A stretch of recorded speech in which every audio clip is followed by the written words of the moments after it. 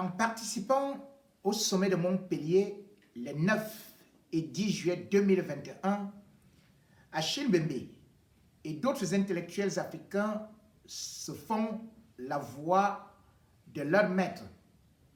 Il n'appartient pas à la France de guérir le continent africain de son trauma post-colonial. Fin de citation, signé un grand écrivain, Gaston Kelman. À force de faire ces sermons sur la montagne depuis le début du mois de mai, à force de multiplier les interviews, les sorties de Gaston Kelman ont fini par allumer aujourd'hui des lampes rouges dans mon cerveau, d'autant plus qu'il vient d'accorder une autre interview dans le quotidien camerounais Le Messager. Loin de moi de critiquer Gaston Kelman ou de tirer ses oreilles ou de jouer à l'avocat d'Achille Mbembe, je me trouve dans l'obligation de donner également mon point de vue. Il faudrait rappeler que contrairement à une certaine écrivaine franco-camerounaise ou alors tout simplement française qui peut raconter des historiettes de nymphètes et de galipettes et qui caquettent, je dois un énorme respect à Gaston Kelman. Gaston Kelman, c'est un aîné. Et je dois de respecter notre amitié, d'autant plus que cet aîné ne m'a jamais manqué de respect, bien au contraire. Il m'a honoré en participant à mon mariage religieux officiel en France, où il était parmi mes invités d'honneur. Il m'a fait l'honneur de me recevoir chez lui. En toute honnêteté, je me devrais cependant de dire aussi que je ne connais pas Achille Mbembe. Je ne l'ai jamais rencontré. Je n'ai pas la possibilité de discuter avec lui comme je l'ai fait avec Gaston Kelman.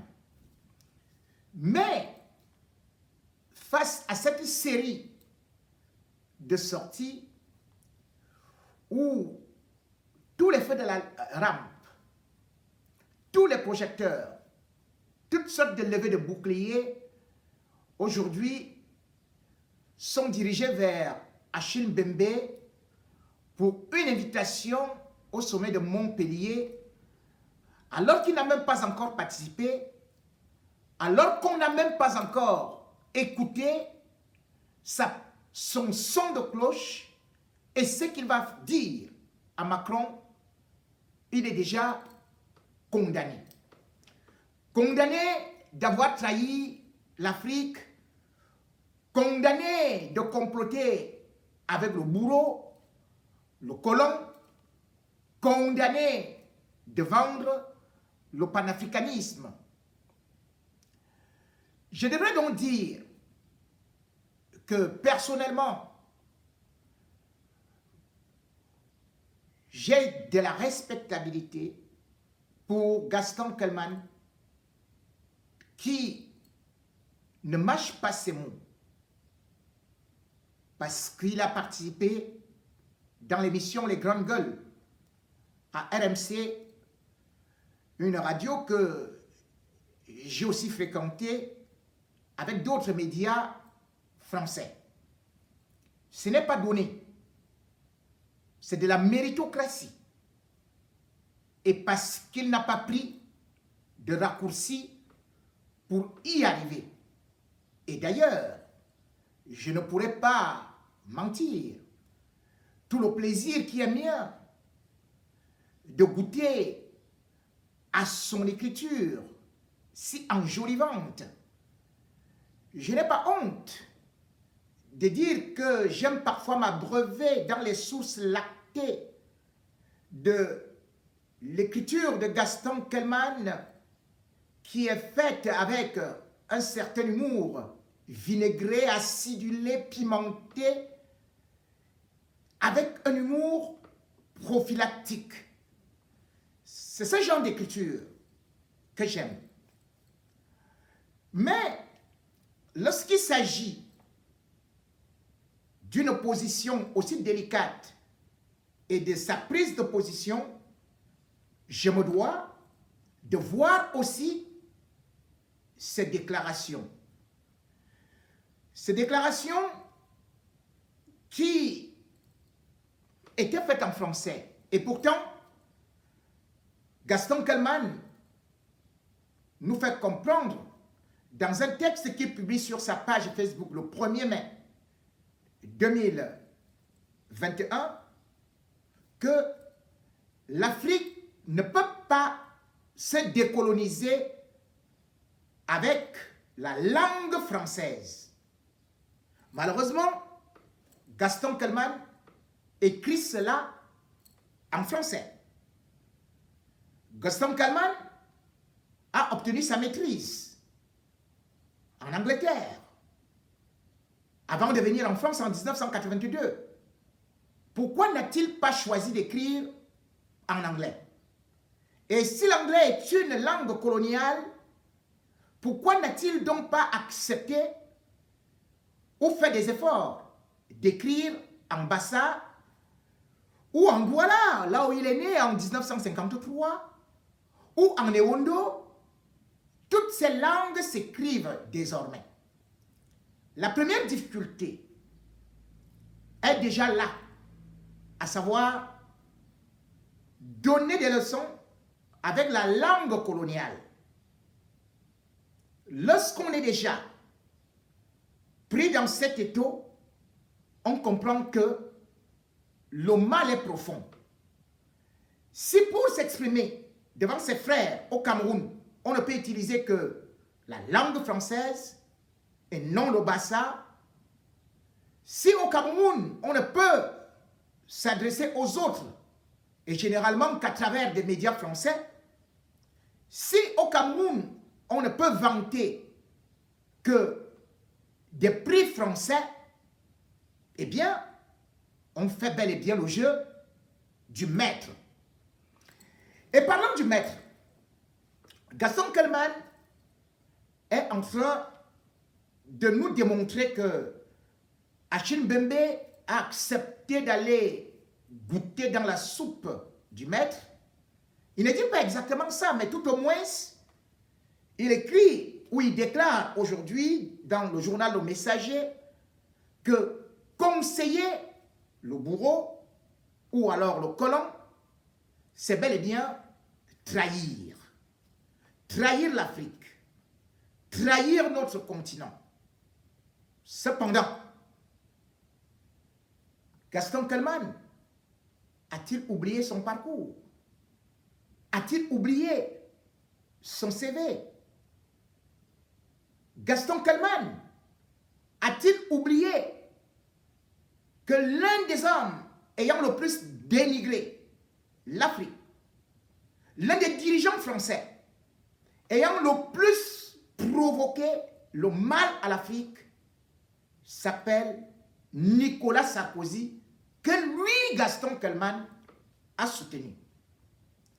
Lorsque Nicolas Sarkozy crée le ministère de l'immigration, de l'intégration et de l'identité nationale, l'opposition est vent debout. La société civile. Mais qui voit-on prendre Nicolas Sarkozy sous son aisselle, c'est Gaston Kelman, à travers un post qui est publié le 26 juillet 2007, où il défend les bienfaits du ministère de l'immigration, de l'intégration et de l'identité nationale. Gaston Kelman a donc été à contre-courant.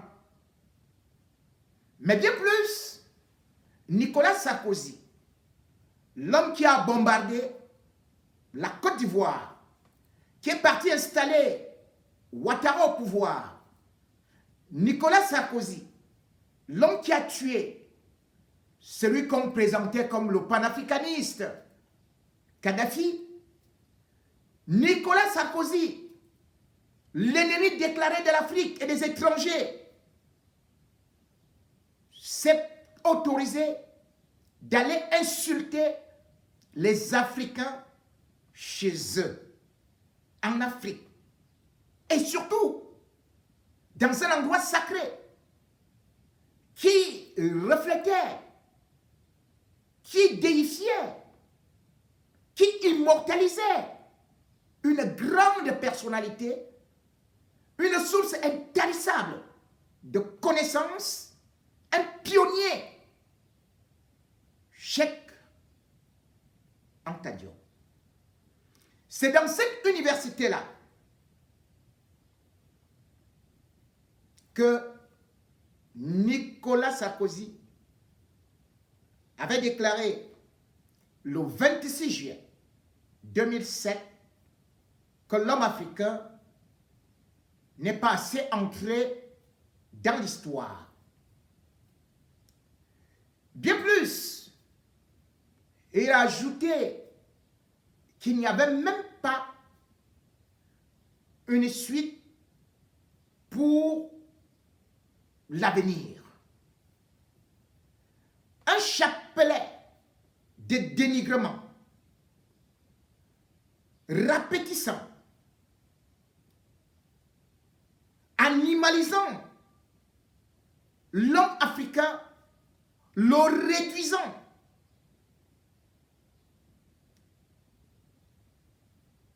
à la pire expression. Cheikh Anta Diop, qui pourtant avait démontré comment est-ce que la civilisation est née en Égypte et qui a prouvé comment est-ce que les Égyptiens qui ont pu construire les pyramides ont été les leviers de la science et de la modernité. Eh bien, ce Cheikh Anta Diop-là a dû se retourner dans sa tombe.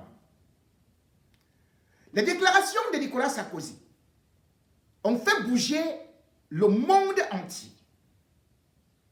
Mais Gaston Kelman n'a pas daigné porter critique. Bien au contraire, quelque temps après, quelque temps seulement après, c'est-à-dire que le 1er juillet 2009, Gaston Kelman entrait dans le gouvernement de Nicolas Sarkozy. Ainsi, il était nommé conseiller au ministère à problème, au ministère de l'immigration, de l'intégration et de l'identité nationale. Il devenait donc ainsi le conseiller d'Éric Besson, ministre caméléon, parti de la gauche vers la droite et presque vers l'extrême droite, puisque Nicolas Sarkozy, de par ses déclarations, frisait la ligne rouge ou rivalisait avec Marine Le Pen et son père.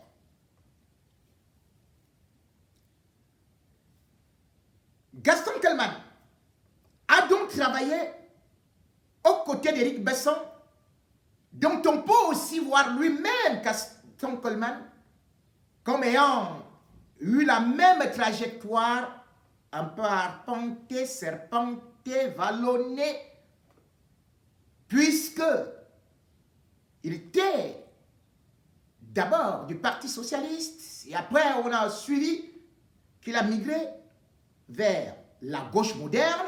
De la gauche moderne, bam, il s'est retrouvé en train de servir Nicolas Sarkozy.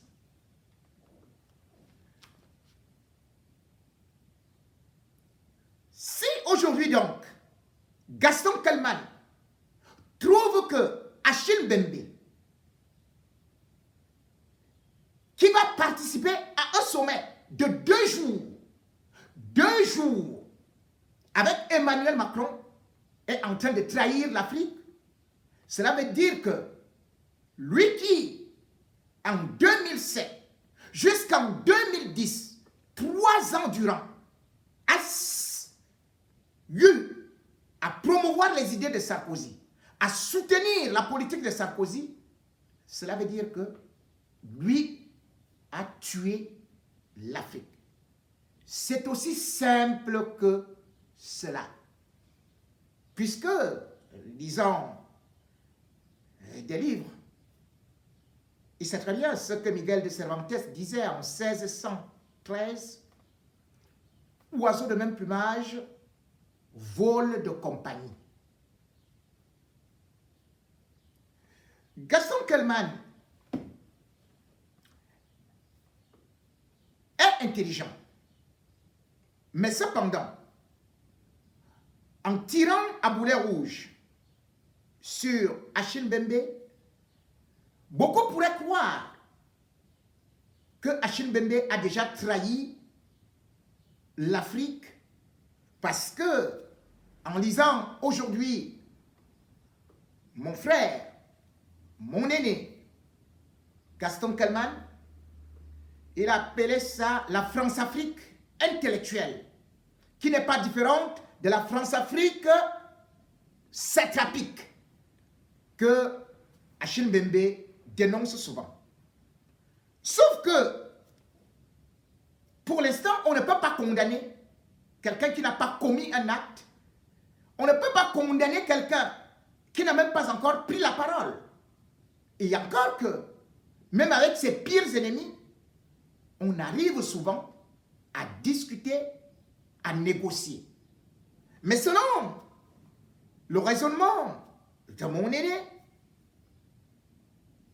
Gaston Kelman, et utilisant une formule africaine, c'est que, effectivement, le lion ne peut pas lâcher sa gazelle. Tout comme le prédateur, affirme-t-il, ne peut pas lâcher sa proie. Soit. Mais cependant, on serait amené à poser cette question à notre frère, à mon grand frère, que je respecte, Gaston.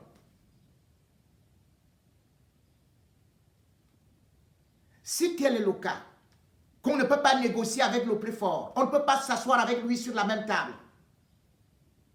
En juin 2019, dans les médias camerounais, sur des télévisions camerounaises, tu demandais aux anglophones, à la minorité anglophone, d'aller négocier avec le régime Biya. Biya avait des armes. Biya a le pouvoir. Et Biya est le meilleur élève de la France. La crise anglophone qui se passe au Cameroun et où, cher aîné, tu as eu à écrire quelques papiers, monter quelques dossiers, est d'abord dû au fait que la France est partie justement s'approprier des richesses dans les zones anglophones, particulièrement le pétrole. Ces inégalités, ces injustices et ces systèmes français ont fait de telle sorte que les populations puissent se révolter. Ça, tu le sais. Et tu sais, cher frère, que Paul Biya lui-même a déclaré qu'il était le meilleur élève de la France. Mais toi, Achille Mbembe, tu as dit que tu ne veux ni sécession, ni rien, que les anglophones ne doivent pas prendre les armes. Rien du tout. Il faut aller négocier avec Paul Biya, qui est le plus fort. Mais quand il s'agit de l'Afrique, tu dis non. Les Africains ne doivent pas aller négocier avec la France. Donc, faut-il souligner, tu détiens le passeport, la carte d'identité.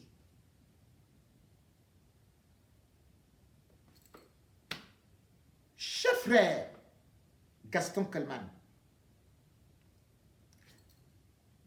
je t'ai vu arriver au Cameroun.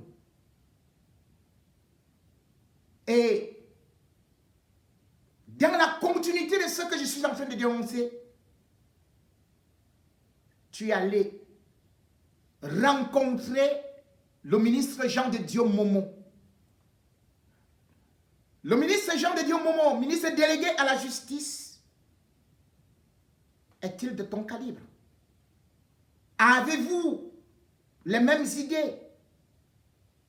Êtes-vous en train de défendre les mêmes valeurs? En tant qu'homme de culture, il aurait été normal de te voir aller plutôt rencontrer le ministre de la Culture, le ministre de l'Éducation, le ministre de l'Enseignement supérieur. Mais tu vas rencontrer, cher aîné, Jean de Dieu Momo. Jean de Dieu Momo, qui aujourd'hui est un paria, que même le JICAM, qui est l'association ou le syndicat du patronat camerounais, refuse de rencontrer. Jean de Dieu Momo, qui a trahi la société civile, les 9 disparus de Bepanda, parce qu'il voulait manger son manioc. Le manioc que toi tu n'aimes pas. Jean de Dieu Momo est celui-là qui a fait de telle sorte que Israël, que tu prends parfois comme un modèle, qui a réussi à s'imposer, parce que sur le plan économique, sur le plan géostratégique, militaire, il a des moyens. Cet Israël, ces Juifs, ont été moqués par Jean de Dieu Momo, ton nouvel ami. Jean de Dieu Momo était arrivé sur une émission de télé à la CRTV pour comparer les Bamileke aux Juifs qui étaient orgueilleux et qui méritaient les chambres crématoires, l'élimination. Jean de Dieu Momo validait donc la politique d'Hitler. Et c'est avec ce Jean de Dieu Momo que, cher aîné, tu es parti t'acoquiner. Ce Jean de Dieu Momo qui a fait de telle sorte que l'ambassade d'Israël à Yaoundé rappelle le Cameroun à l'ordre. Ne pouvais-tu pas aller rencontrer quelque chose de plus clair que ça? Jean de Dieu Momo, ministre délégué à la justice, la seule question que tu aurais pu poser, c'est pourquoi est-ce qu'il refuse justement la double nationalité? Quand tu dis je suis fier de mon pays qui a un avenir, ton pays c'est lequel? Selon Jean de Dieu Momo, tu n'es pas camerounais. Selon Laurent Esso, ministre de la Justice, tu n'es pas camerounais. Parce que tu as un passeport français. C'est pour cela que tu devrais te battre. Tu devrais dénoncer cette politique, ces lois scélérates de cette république bananière, de ce vaudeville. C'est là où tu devrais orienter ton combat. parce que des grandes têtes bien faites comme les tiennes sont condamnées à l'étranger. C'est Achille Bembe, tu devrais poser la question à Jean de Dieu Momo. Pourquoi ne lui avez-vous pas renouvelé son passeport? N'est-ce pas honteux qu'il puisse avoir, pour voyager, pour venir en France, avec un passeport sénégalais? Voilà les priorités du ministère de la Justice. Qui est le ministère de l'Injustice? Oui, peut-être tu es un écrivain qui n'est pas anticonformiste. Parce que si tu aurais gêné ce régime, tu n'aurais jamais été reçu, cher Aîné. Si tu aurais été anticolonialiste, anti-impérialiste, anti-biailliste, tu serais déjà en train de manger le manioc rassis à Kondengui. Parce que les écrivains camerounais qui ont combattu ce système néocolonial, le Cameroun et surtout le système Biya, qui est le cordon ombilical de ce système, n'a fait que créer des problèmes aux intellectuels qui ne pensent pas comme eux, aux intellectuels qui combattent justement la France-Afrique. Rappelle-toi, cher frère, cher aîné, comme j'aimerais toujours te saluer, comme j'aimerais toujours t'appeler, t'inviter, cher aîné, peux-tu raconter aux Camerounais les déboires subis par ton aîné Alexandre Biyiti, alias Mongo Petit, Ezaboto, auteur de Ville Cruelle et surtout de ce livre qui a été interdit en France en 1972, Mambas sur le Cameroun. Alexandre Biyiti, professeur agrégé, avait souffert en France avec ses livres.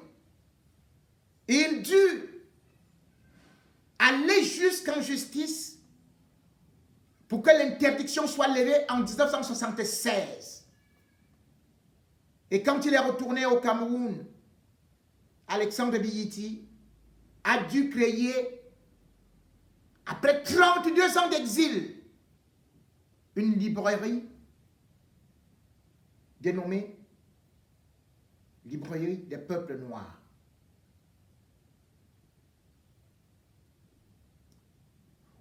Cette librairie, cette maison d'édition aurait été tienne et non celle que Jean de Dieu Momo te promet. Jean de Dieu Momo devient ton éditeur. Il ne peut t'offrir qu'un champ de manioc. C'est ça qu'il aime.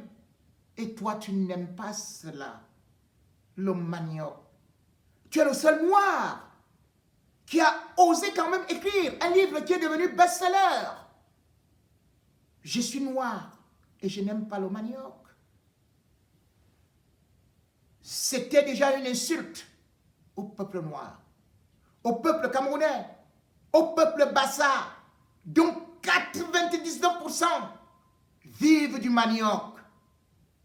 C'était une insulte aussi pour l'Afrique, où le manioc en Afrique centrale est consommé par 78% de la population. Oui, cher aîné, tu as dit que tu préfères être bourguignon. Bourguignon et non bassa. N'est-ce pas une façon de te renier? De renier ton identité? Parce que là-bas où tu vis à Arcachon, on cultive les pommes de terre. Oui, c'est ce qui a provoqué, qui a suscité ton inspiration. je suis noir et je n'aime pas le manioc. Imaginons un seul instant un Français qui va écrire le livre. Je suis français, je n'aime pas le fromage. Je suis français. Imaginez Emmanuel Macron arriver à la Chambre d'agriculture et dire je suis français et je n'aime pas le vin de Bordeaux. Sacrilège. Parce que pour eux, c'est leur identité, c'est leur valeur. Ils vendent ce qui est leur. Le manioc, c'est notre tradition. C'est ce qui nous a élevés. Le manioc, c'est notre fierté. Même si, en écrivant ton livre, tu étais en train de dire que c'était pour combattre les préjugés, mais en mettant « je suis noir, mais je n'aime pas le manioc », ça mettait encore d'autres préjugés, un autre fardeau qui venait s'ajouter au lourd fardeau que nous avions déjà.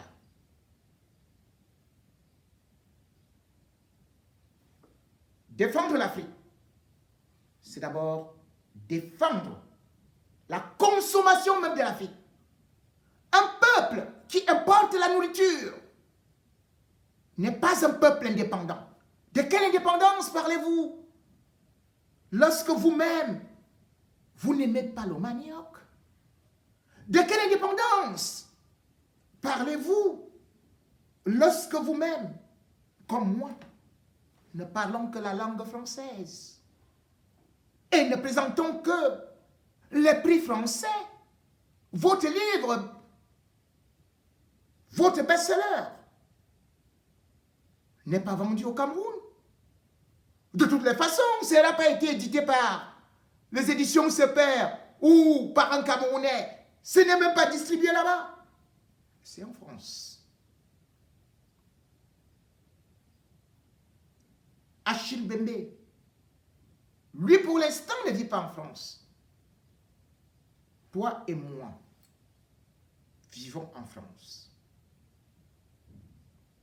Achille Mbembe ne fait pas encore partie du gouvernement français.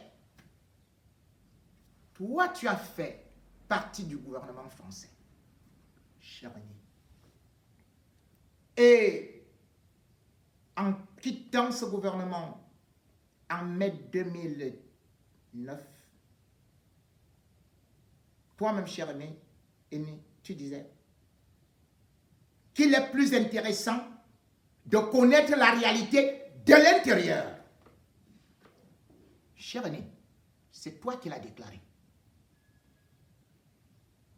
Maintenant, tu interdis à Achille Mbembe d'aller connaître la réalité de l'intérieur, mais de laisser à l'extérieur, loin en Afrique, parce que la France est ta chaise gardée, comme cette donzelle gazelle qui caquette avec ses livres qui sont toujours faits de cette sève des jardins secrets de jupons et de bas de caleçon. Non. Achille Mbembe est un intellectuel qui ne peut pas se faire mâchouiller par Macron. Je suis convaincu que contrairement aux autres chefs d'État africains, il pourra au moins avoir à donner une approche intellectuelle, savamment, peaufinée, huilée, défendue, d'un intellectuel qui a des couilles, qui combat la satrapie, qui ne s'est pas compromis. Oui, c'est de ça qu'il s'agit. Prendre toujours les mêmes. C'est ce que Macron ne veut plus. Macron a le droit de choisir ses interlocuteurs. Achille Mbembe a le droit de choisir ses interlocuteurs. Même avec nos pires adversaires, on se retrouve souvent au tribunal. Personne n'a jamais dit « je n'irai pas au tribunal parce que c'est mon adversaire qui est là-bas ». Mais non! Au tribunal de l'histoire, on se parle, les yeux dans les yeux. Au tribunal de l'histoire, on condamne le mal, même quand c'est votre patron. Vous avez pu le constater. Des Africains se sont levés, se sont dressés contre Nicolas Sarkozy lorsqu'il a eu à mépriser l'homme africain. Qu'avez-vous déclaré? Oui, le 6 juillet 2010, c'est plutôt, 2009 plutôt, c'est plutôt une socialiste, candidate à l'élection présidentielle de 2007, Ségolène Royal, qui est venue au Sénégal présenter les excuses dans un discours en disant: il y a quelqu'un qui est venu de France vous dire que l'homme noir n'est jamais entré dans l'histoire. Je vous demande pardon. Ramayad, qui était si proche de Sarkozy, a réussi à se démarquer, à lui dire non. Et en déclarant, je cite, l'homme noir a été le premier à entrer dans l'histoire. Mes grands frères, vous qui êtes grande gueule, quelle a été votre prise de position? Non. La crête était baissée.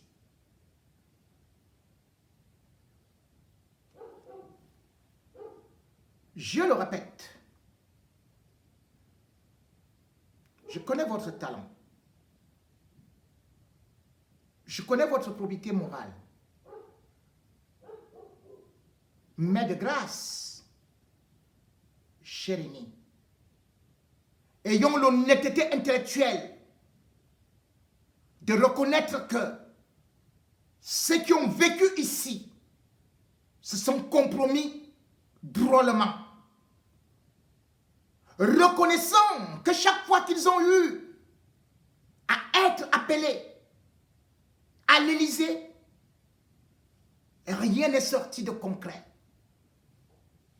Reconnaissons que ceux qui prétendent combattre la France-Afrique sont les premiers à pactiser avec les diables africains, à parcourir les palais.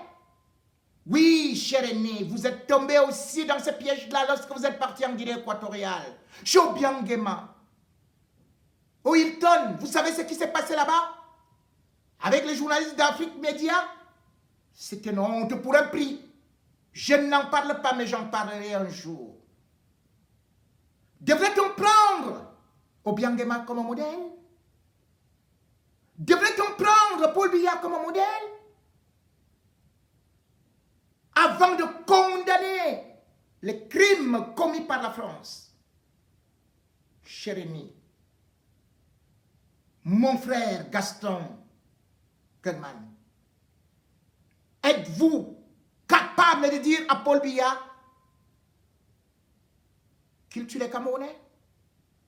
Qu'il enferme les journalistes? Qu'avez-vous dit pour le journaliste Samuel Ouazizi qui a été tué en prison? Avez-vous parlé de ça avec votre nouveau bienfaiteur, éditeur, Jean de Dieu Momo? Où est le cadavre de Samuel Ouazizi? C'est votre pays. Avez-vous demandé pourquoi est-ce que les opposants sont systématiquement enfermés dans des geôles? Avez-vous demandé à ce gouvernement pourquoi est-ce qu'il y a tant de détournements d'argent?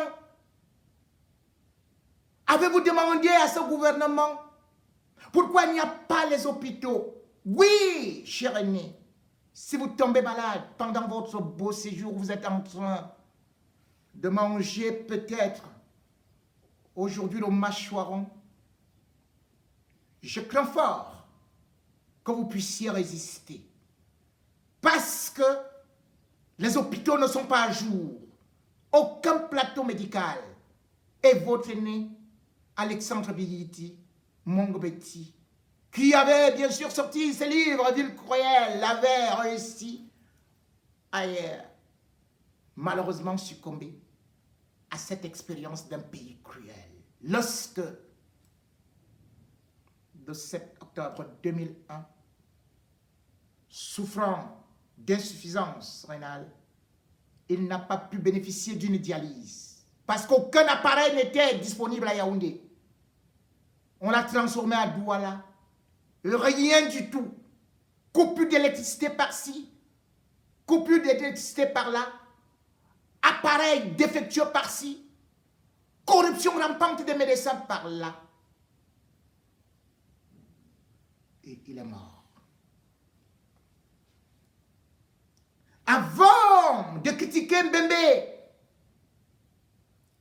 qui va prendre parole à Montpellier, critiquez le régime qui vous reçoit, le régime qui vous anoblit.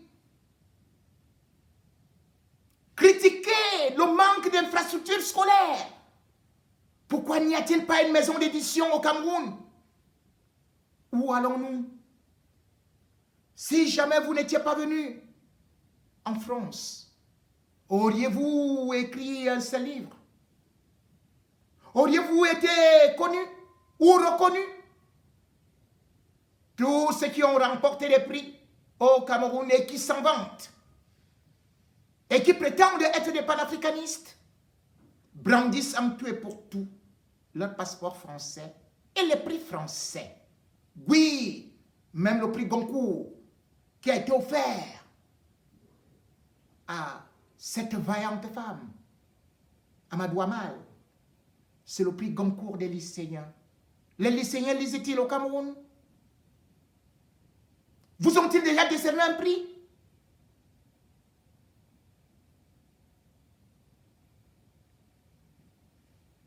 Oui. Achille Mbembe, je le répète, je ne le connais pas.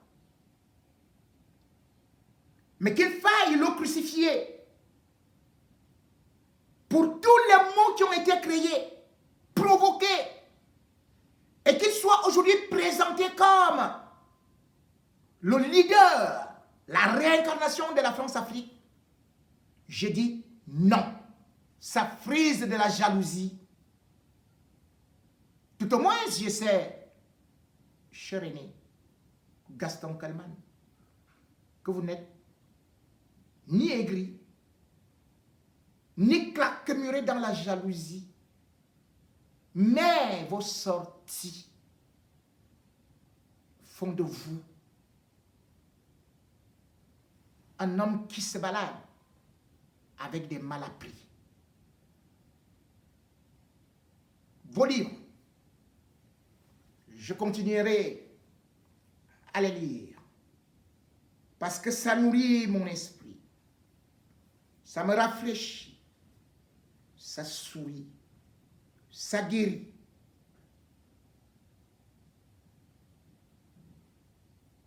Mais,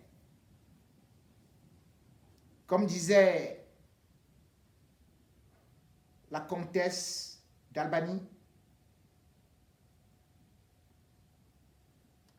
les livres ont plus d'esprit que les hommes que nous rencontrons. Face, tu es mort. Pile, je te tue. On m'appelle J. Remingono. Dieu pardonne, moi pas.